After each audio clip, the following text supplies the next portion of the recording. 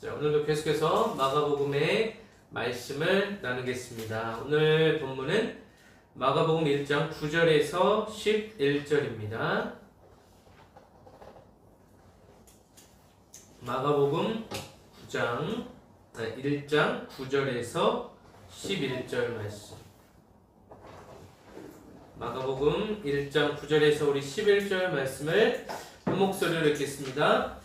그때 예수께서 갈릴리 나사렛으로부터 와서 요단강에서 요한에게 침례를 받으시고 곧 물에서 올라오실새 하늘이 갈라짐과 성령이 비둘기같이 자기에게 내려오심을 보시더니 하늘로부터 소리가 나기를 너는 내 사랑하는 아들이라 내가 너를 기뻐하노라 하시니라. 아멘. 하나님의 기쁨이라는 제목으로 말씀을 전하겠습니다. 계속해서 우리가 마가복음을 통하여서 예수님께서 어떻게 오셨고 또한 예수님께서 어떻게 이 땅에서 사역하셨는지에 대해서 우리가 같이 살펴보겠습니다. 예수님은 어린 시절과 젊은 시절을 갈릴리 나사렛이란 마을에서 지내셨습니다.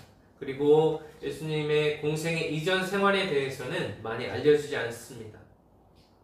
그러나 예수께서 그의 사역을 시작하시기 바로 직전에 두 개의 주목할 사건이 있습니다. 이 첫 번째 사건은 오늘 본문에서 우리가 살펴볼 이 요한에게 침례를 받으신 것이고, 두 번째 사건은 우리가 다음 주에 살펴볼 예수님께서 사단에게 시험을 받으시는 그러한 말씀이 되겠습니다.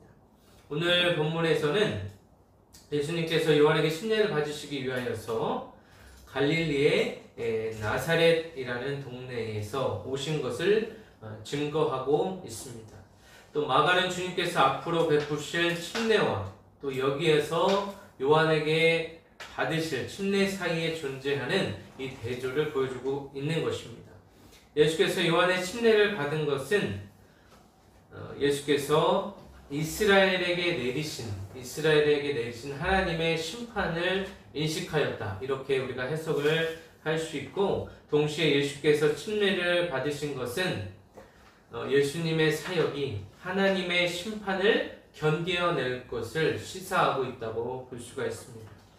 예수님은 하나님의 아들이시고 또한 진정한 사람으로서 하나님의 아들, 이 신성과 사람의 아들, 이 인성을 가지신, 이 양성을 가지신 분으로 우리에게 오신 것입니다. 그리하여서 온전한 회개를 위하여 오셨다.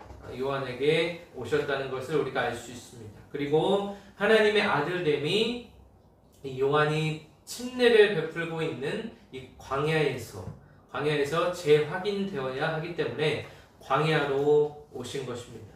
요한이 광야에 출현한 것과 또 그의 회개의 부르심과 그의 침례는 하나님께서 결정적인 심판을 집행하게 하실 것이며, 이 심판이 임한다는 것은 이 사회가 변한다는 것이에요. 그래서 새로운 이스라엘이 출현한 날이 다가왔음을 이제 의미하고, 그 긴박성을 의미하고 있습니다. 마가는 처음부터 예수님을 단절된 개인으로 보지 않고 처음부터 예수님은 이 하나님의 백성, 하나님을 알지 못하는 이 백성의 고뇌에 참여하는 자로 보고 있고, 또 성령으로 침례를 베푸실 자가 겸손하게 회개의 침례를 받으셨다는 것을 나타내고 있는 것입니다. 우리 9절 말씀을 다 같이 합독하겠습니다. 그때 예수께서 갈릴리 나사렛으로부터 와서 요단강에서 요한에게 침례를 받으시고. 아멘. 자, 그때라는 것은 어떤 의미를 가지고 있냐면, 마가복음이 기록될 때 이 마가라는 저자가 사건과 사건, 또 달력과 달력을 연결시킬 때 사용하는 관용구입니다. 그래서 원문에 충실하게 번역하면 그리고 그 날들이 되었다, 이렇게 해석을 할 수가 있습니다. 요한의 회개의 침례 사역이 아주 활발하게 그리고 박진감 넘치게 진행되었던 바로 그 기간입니다. 침례 요한의 사역이 진행되고 있었던 때라는 이 배경적인 설명을 할 때에는 이 배경 다음에 나오는 사건이 중요하다는 것을 가리키고 있습니다. 그래서 그 배경의 내용보다는 그 이후에 더 중요하고 심대한 사건이 벌어질 것이라는 것을 우리가 유추해 볼 수 있습니다. 이러한 표현은 복음서의 주인공인 예수님을 소개할 때가 이제 되었다. 그때가 도래하였다. 당도하였다. 이렇게 우리가 볼 수가 있겠습니다. 마가가 이제 자기가 소개하고 있는 예수님에 대한 이 긴장감과 기대감을 고조시키고 있습니다. 그러므로 그때는 새로운 역사, 이스라엘의 새로운 역사, 오늘날의 우리 삶의 새로운 역사가 이제 시작되었다는 것을 말씀해 주고 있는 것입니다. 예수님께서 갈릴리 나사렛이라는 동네로부터 왔다고 표현하고 있습니다. 예수님께서 실제 태어난 곳은 어디죠? 실제 태어난 곳은 베들레헴입니다. 베들레헴. 그래서 실제 태어났지만 이 유아기 그리고 이 청년기를 거치면서 예수님께서 계속 살아오셨던 이 고향은 오늘 본문에 어디죠? 이 나사렛이라는 동네입니다. 그래서 마가는 이 나사렛이라는 지명을 왜 굳이 기술했을까요? 이유는 이방인 독자에게, 우리와 같은 이방인 독자에게 예수님께서 어디에서 태어났는지 구체적으로 그 지리를 제시하고 또한 그 역사성이 분명하다는 것을 입증하기 위해서 이 나사렛이라는 지명을 기록했습니다. 그래서 요단강에 관한 또 명백한 언급을 하고 있죠. 나사렛 이후에 요단강. 이 요단강에 관한 언급은 본절의 사건과 이 침례 요한의 사역을 하나로 묶는 역할을 한다고도 볼 수가 있습니다. 요단강에서 계속해서 보면 침례를 받으셨다. 침례는 우리가 저번 주에 지난번에 살펴본 것과 같이 그리스도와의 연합이라는 측면에서 물에 잠겼다가 다시 올라오는 그런 모양새를 취하고 있습니다. 구약 성경에 보면 구약 율법의 제사 제도에서도 볼 수 있듯이 우리가 속죄를 위한 뿌림이라는 그런 관점이 있습니다. 그런 관점에서 볼 때 이 정결례라고 하는데 깨끗하게 한다는 것이죠. 정결례로 볼 때 이 물로 씻는다는 이 세례적인 의미도 포함하고 있습니다. 이상에서처럼 세례와 침례의 효력과 그 중요성은 거의 같다고 볼 수가 있습니다.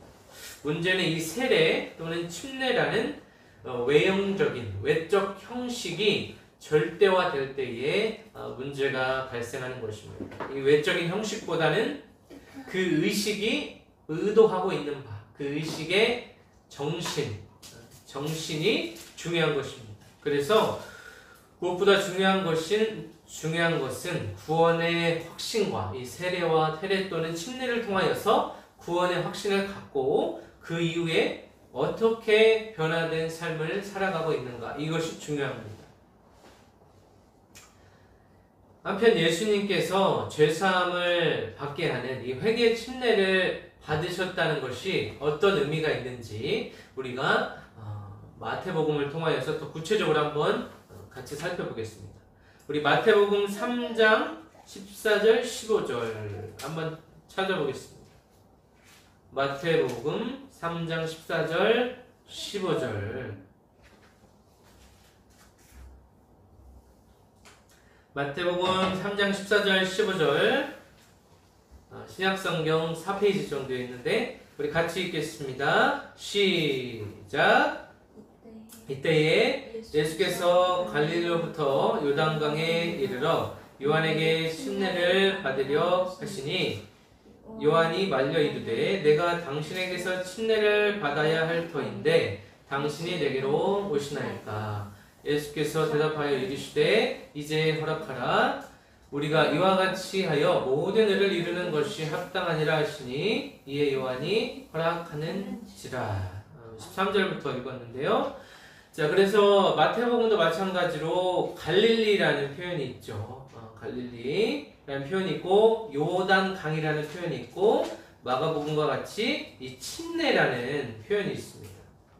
그래서 이 마태복음에서 15절 후반부에 나오는 모든 의라는 것은 예수님과 관련된 하나님의 계획과 목적이 되겠습니다.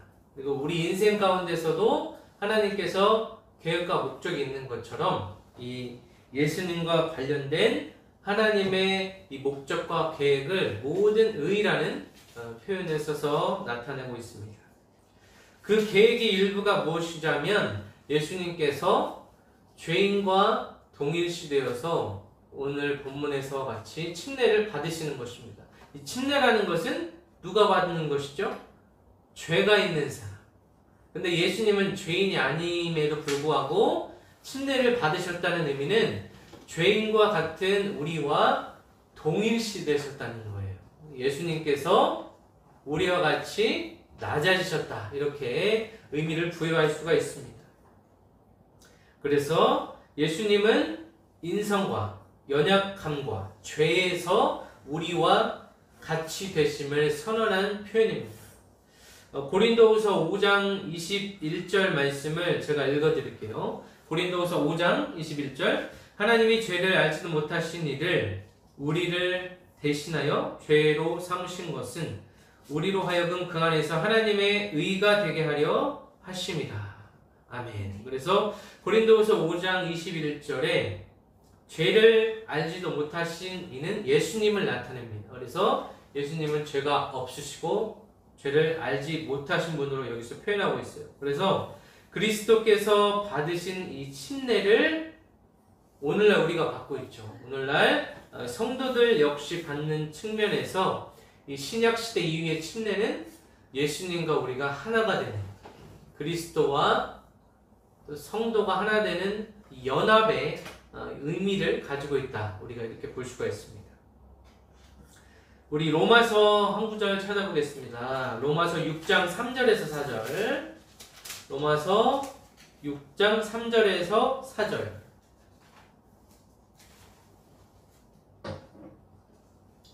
자, 로마서 6장 3절에서 4절. 신약성경 247페이지 있습니다. 제가 가진 성경은 247페이지 있습니다. 로마서 6장 3절 4절 우리 합독합니다.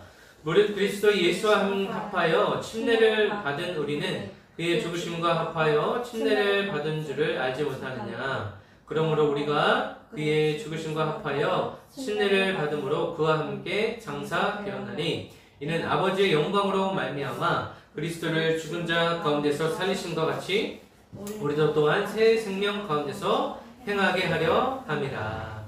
아멘. 그래서 이 구약의 제사의 관점에서 보면 이 완전한 그리스도의 이 대속적 죽음, 우리를 대신하여 죽으신 이 대속적 죽음을 동참하여서 죄를 속하는 것이 또한 그리스도의 지체가 되는 것이다. 우리가 죄가 사해지고 의인으로 살아갈 때에 어떻게 되냐면 예수님의 지체, 그리스도의 지체가 된다는 것입니다. 이처럼 예수님께서 친히 침례 의식에 등장하셨습니다. 그리고 죄 씻음, 이 의미에서 더 나아가서 그리스도와의 연합이라는 새로운 의미를 부여해 주고 계십니다.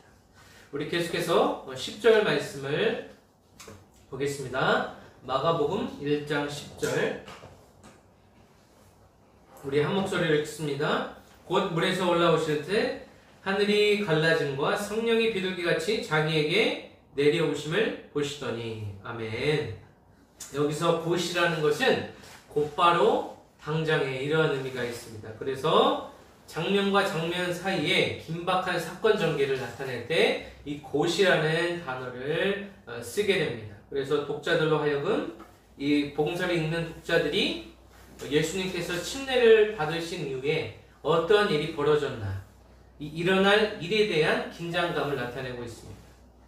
그래서 곧 물에서 올라오셨다라는 것은 침례 예식이 종결되고 예수님께서 육지로 발을 내딛는 그러한 모양새를 강조하기 위해서 표현하고 있습니다. 그 이유에 보니까 하늘이 갈라졌다라고 표현하고 있어요. 자, 마태복음이나 이 누가복음서에는 갈라졌다라는 표현을 쓰지 아니하고 열다라는 이 아노이고라는 열다라는 표현을 썼고, 이 반면에 마가는 이 찢다, 가르다라는 뜻의 스키조라는 단어를 썼습니다. 왜 이렇게 썼을까요? 이 하늘이 갈라졌다고 표현했을 때는 이 천상의 변화를 더 극적으로 표현하기 위해서 마가는 의도적으로 썼다고 볼 수가 있습니다.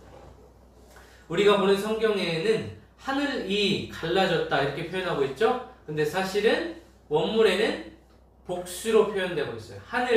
하늘들이 갈라졌다. 그 하늘들이 갈라졌다.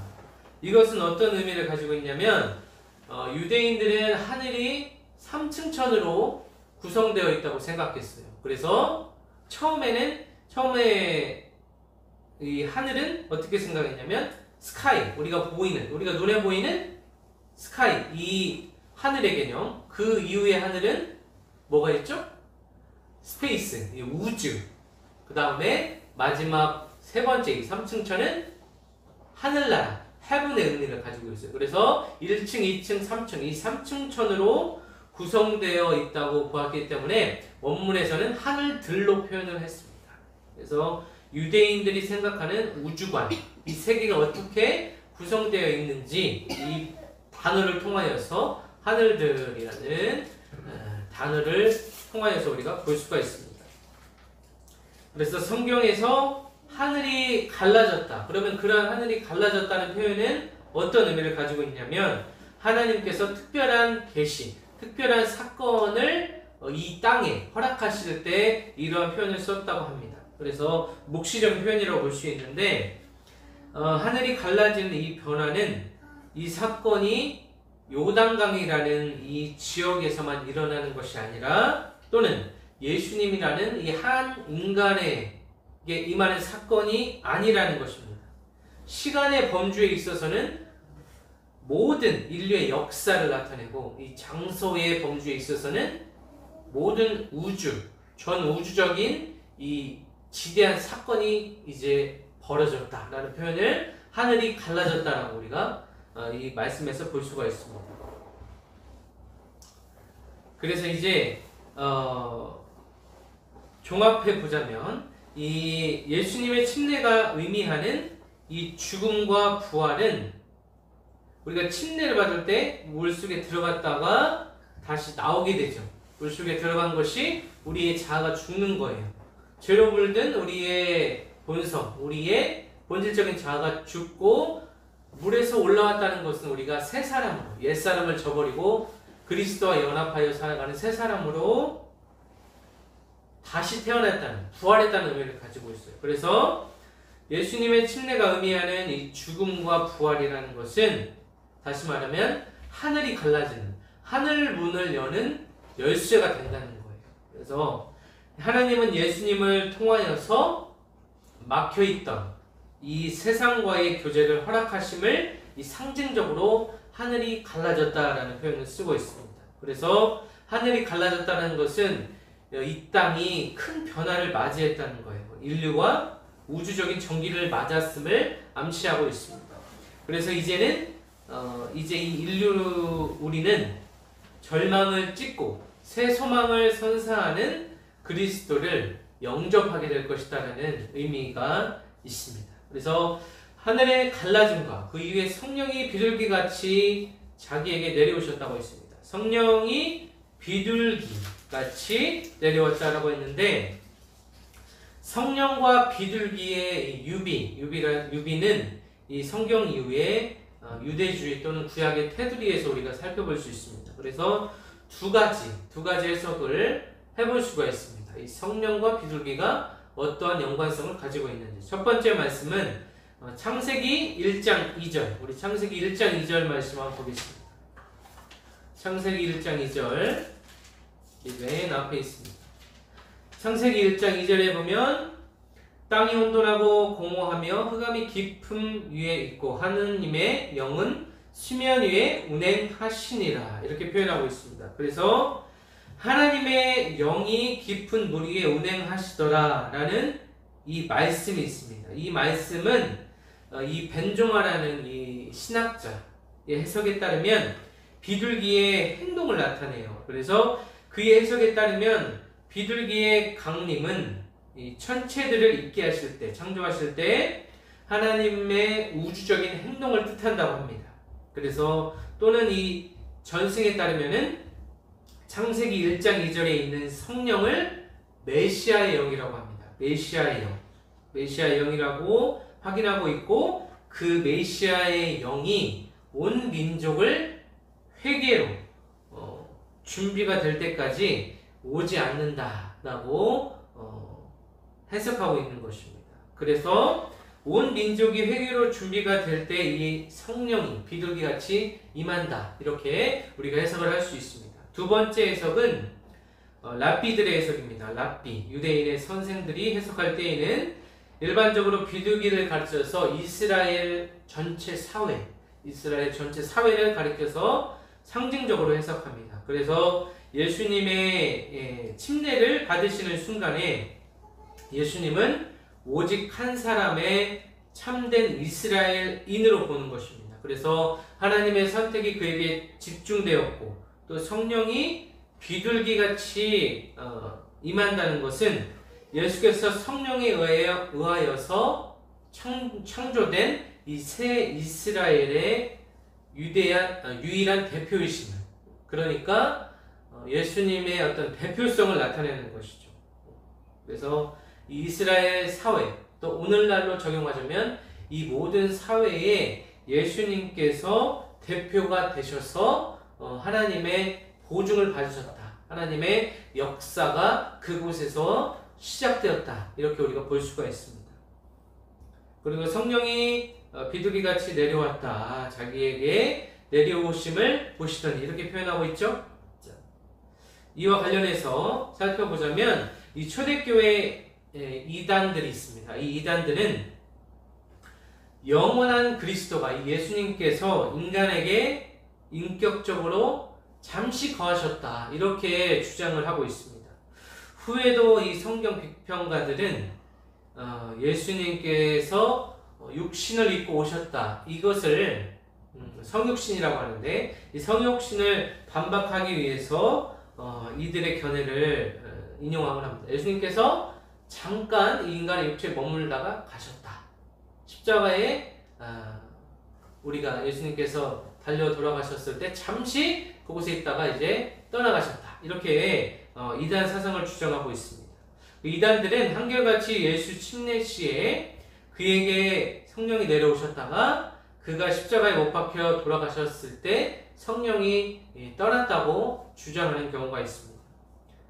하지만 예수님은 신성과 인성을 동시에 지니고 계십니다. 본문에서 특별히 이 눈에 보이게 가시적으로 성령이 임한 것은 하나님께서 그만큼 객관적으로 기름 부으셔서 예수님을 세우셨다, 예수님을 공적으로 보증하시고 확증하셨다, 이런 의미를 가지고 있습니다. 성령이 오늘 10절에 또 비둘기같이 임하셨다고 했는데, 이는 성령의 순결, 또 온유한 통치, 이러한 특성을 반영하는 표현이라고도 볼 수 있습니다. 그래서 예수님에게 성령이 내려오신 이 사실은 이 공생애가 시작되는 이 시점에서 예수님의 거룩한 사역을 위한 하나님의 기름 부으심이다, 우리가 이렇게 해석할 수도 있습니다. 우리 마지막으로 11절을 같이 합독하겠습니다. 11절 다 같이 합독합니다. 하늘로부터 소리가 나기를 너는 내 사랑하는 아들이라, 내가 너를 기뻐하노라 하시니라. 하늘로부터 소리가 났다는 것은 하나님의 음성을 의미합니다. 그래서 이 소리의 출처를 하나님의 보좌가 있는 곳으로 여겨지는, 유대인의 관점에서 하나님의 보좌가 있는 곳으로 여겨지는 이 하늘로 분명히 밝히고 있습니다. 그래서 하늘로 밝힘으로써 이 소리가 하나님의 진실한 계시다, 이것을 나타내고 있습니다. 하늘에서 들려진 소리는 하늘로부터 온 하나님의 음성입니다. 그래서 하나님께서 침묵을 깨뜨리시고 다시 자신을 인간에게 드러내시는 이 계시의 사건이라고 볼 수가 있습니다. 하늘에서 들려지는 이 소리는 영원한 왕이신 이 메시아가 즉위했다, 메시아가 도래했다, 이런 개념과 더불어서 고난받는 주의 종, 우리가 마가복음 서두에서 살펴봤죠. 예수님께서 이 마가복음의 기술 목적은 고난받는 주의 종의 개념입니다. 그래서 메시아의 개념과 종의 개념, 하나님의 종의 개념, 이 두 개념이 연합되었다라는 것을 우리가 표현할 수가 있습니다. 그래서 본문의 소리는 하나님의 음성의 메아리나 인간의 음성이 아니고 예수님의 아들 되심을 확인하는 하나님의 이 직접적인 음성이라고 우리가 볼 수가 있습니다. 그러면서 이 음성은 어떤 음성이냐? 내 사랑하는 아들이라고 표현하고 있습니다. 그래서 하나님과 예수님이 어떤 관계를 가지고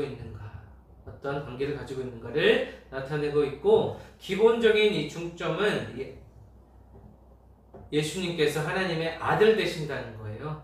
그래서 예수님과 하나님이 아들과 아버지가 되신다는 영원한 관계에 있다라는 것이고, 그 다음에 내가 너를 기뻐한다 라고 했죠. 그래서 하나님께서 예수님의 사역을 축복하시고 인정하시는 모습을 우리가 보게 됩니다. 그래서 요단 강변에서 성육신하신 아들, 이 성육신이라는 것은 다시 말씀드리면 말씀이 육신이 되었다는 거예요. 하나님의 말씀이 육신이 되어서 온 분이 바로 우리가 믿고 있는 예수님이라는 것입니다. 그래서 요단 강변에서 성육신하신 아들을 하나님께서 기쁨으로 선택하셨다, 택정하셨다는 것입니다.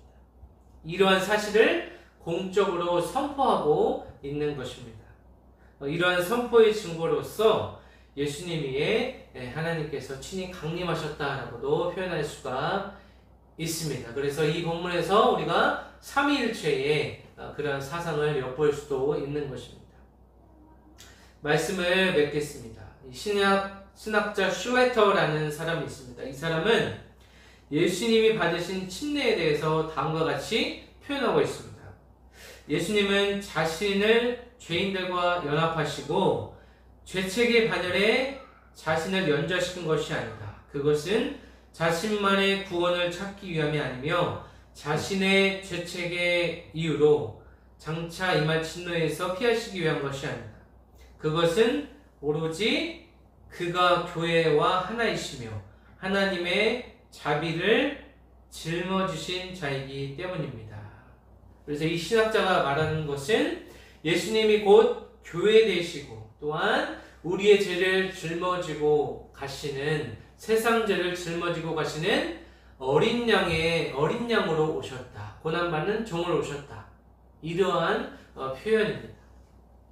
예수님이 오늘 침례를 받으셨습니다. 이 침례를 받으셨다는 것은 예수님이 우리 죄인과 동일시 되셨다는 것입니다. 그리고 친히 낮아지셔서 하나님의 구원 사역을 완성하셨다는 것입니다. 이러한 예수님의 철저한 자기 부인과 자기 부정이 하나님의 최고의 기쁨이 되었다는 것입니다. 그래서 하나님께서 기뻐하시는 자는 어떤 사람이냐면 하나님의 사명을 깨닫고 그 말씀에 순종하는 자입니다. 우리에게는 모든 사명이 있습니다. 우리가 알든지 무지하든지, 우리가 알든지 알지 못하든지 하나님께서 우리에게 주신 사명을 발견하고 그 사명에 순종하며 나아가는 자들이 진정으로 하나님께서 기뻐하시는 삶이라고 볼 수가 있습니다. 하나님께서 가장 기뻐하시는 일은 다시 말해서 곧 그 사람의 사명과 일치되는 삶을 살아갈 때, 한 사람이 살아갈 때 그의 인생이 하나님께서 부여해 주신 자기의 육신의 정욕과 안목의 정욕과 이생의 자랑에서 벗어나서 하나님의 사명을 붙들고 살아가는, 어떻게 해서든지 그 사명을 이루기 위해서 순종하며 살아가는 사람들이 하나님께서 가장 기뻐 받으시는 우리의 인생이라고 볼 수가 있습니다. 또 히브리서 11장